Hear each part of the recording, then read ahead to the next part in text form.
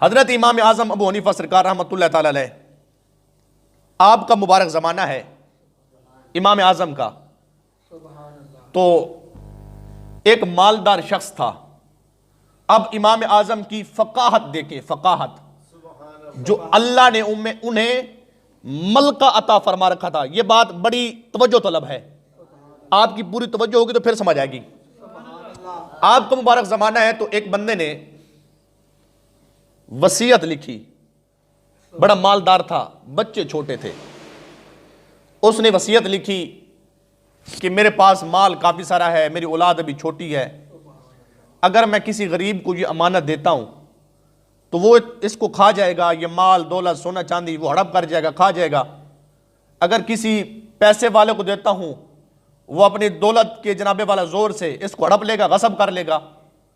غریب کو بھی نہیں دے سکتا، پیسے والے کو بھی۔ بندہ حیران و پریشان ہوا، بھی پیسہ ہے، اولاد چھوٹی ہے، اب اولاد کے جوان ہونے سے پہلے شاید میں چلا جاؤں تو میں ایسا کوئی کام کر جاؤں کہ میرے جانے کے بعد میری یہ دولت میری اولاد کو مل جائے۔ اب اس نے وصیت لکھی، وصیت کسی بندے کو بلا کے اس نے کہا چلو ٹھیک ہے، کسی پر اعتماد کرتا ہوں، اعتبار کرتا ہوں۔ اس نے وصیت لکھی، کیا؟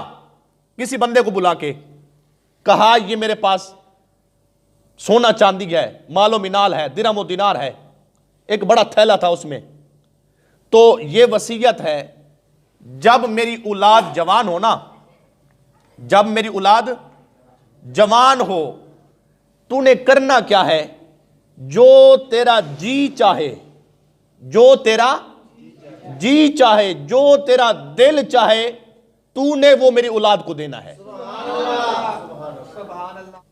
کچھ عرصہ گزرا، اس بندے کا انتقال ہو گیا۔ جب انتقال ہوا، زمانہ گزرتا رہا، مرنے والے کی اولاد جوان ہو گئی۔ جب جوان ہوئی نا اولاد، اب میرے امام اعظم ابو حنیفہ جن کے ہم مقلد ہیں نا، ان کی فقاہت دیکھیں۔ اللہ نے جو ان کو عقل سلیم، قلب سلیم عطا کیا تھا نا، جو اللہ نے انہیں علم دین کی سمجھ عطا کی تھی نا، وہ ذرا دیکھیں۔ اور میرے آقا علیہ السلام کی ایک مبارک حدیث ہے، اللہ جس شخص سے بھلائی کا ارادہ کرنا چاہتا ہے، اللہ جس شخص سے بھلائی کرنا چاہتا ہے تو ہوتا کیا ہے، اللہ اس بندے کو سونا چاندی درہم دینار مال و منال کچھ بھی نہیں دیتا، اللہ جس سے بھلائی کرنا چاہتا ہے اسے علم دین کی سمجھ عطا فرما دیتا ہے۔ میرے آقا کی مبارک حدیث سن لیں۔ اچھا، جب اس مرنے والے کی اولاد جوان ہوئی نا، تو جس کے پاس وصیت نامہ تھا، دولت تھی، اس نے چند ایک لوگوں کو جمع کیا، جمع کر کے اس کی اولاد کو بلایا، مرنے والے کو، یہ وصیت نامہ پڑھا۔ وصیت نامہ کیا ہے؟ کہا ان بچوں کے باپ نے کہا تھا یہ میرا سونا چاندی پیسہ درہم و دینار ہے۔ اب وصیت اس نے یہ لکھی تھی کہ جو تیرا جی چاہے، جو تیرا جی چاہے، جو تیرا دل چاہے وہ تو نے ان کو دے دینا ہے، باقی تیری مرضی۔ اب اس نے کہا یہ سونا چاندی میں نے رکھ لیا تو میرا، اس نے کہا جو تیرا جی چاہے، اس نے خالی تھیلا اس کی اولاد کو دے دیا۔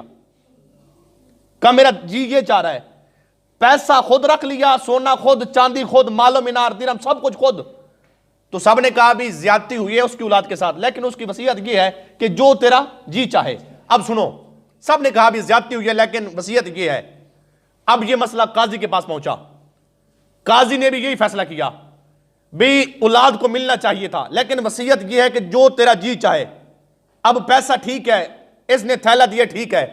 یہی بات چلتے چلتے امام الائمہ سراج الامہ کاشف الغمہ امام اعظم ابو حنیفہ سرکار رحمت اللہ تعالی علیہ آپ کے پاس آ پہنچی۔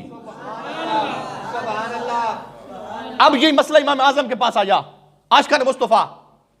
امام اعظم نے فرمایا ہاں بھائی، اس نے کہا بھی یہ سوال ہے۔ فرمایا وہ جو پہلے لوگ تو نے اکٹھے کیے تھے، جمع کیے تھے، وہ چند لوگ، ان کو بھی بلاؤ، قاضی کو بلاؤ۔ جب سارے لوگ آ گئے نا، اب مرنے والے کی اولاد بھی آ گئی۔ اب امام کی فقاہت دیکھیں، اللہ نے جو علم دین میں سمجھ دی تھی نا وہ دیکھیں۔ جب سارے لوگ آ گئے نا، مال بھی آ گیا، مرنے والے کی اولاد بھی آ گئی، جس کو وصیت لکھ کے دی تھی وہ بھی آ گئی۔ امام اعظم نے فرمایا اب تو وصیت پڑھ۔ اب اس نے وصیت پڑھی، کہا مرنے والے نے یہ لکھا جو تیرا جی چاہے وہ تو نے میری اولاد کو دینا ہے، جو تیرا جی چاہے وہ تو نے میری اولاد کو دینا ہے۔ کہا میں نے تھیلا دے دیا ہے، پیسے رکھ لیے۔ امام نے کہا دوبارہ پڑھ، دوبارہ پڑھ۔ فرمایا وصیت یہ ہے، مرنے والے نے یہ لکھا، پوری توجہ، مرنے والے نے یہ لکھا جو تمہارا جی چاہے۔ فرمایا تمہارا جی، تمہارا دل تھیلے کو چاہتا ہے کہ سونا چاندی کو چاہتا ہے؟ فرمایا تیرا دل، تو امام نے لکھا اس مرنے والے نے، جو تیرا دل چاہے۔ اب یہ تھیلا ہے، یہ سونا چاندی ہے، اب تیرا دل، تیرا جی، تیرا من، تیرا اندر تھیلا چاہتا ہے کہ دولت؟ کہا میرا جی تو دولت چاہتا ہے۔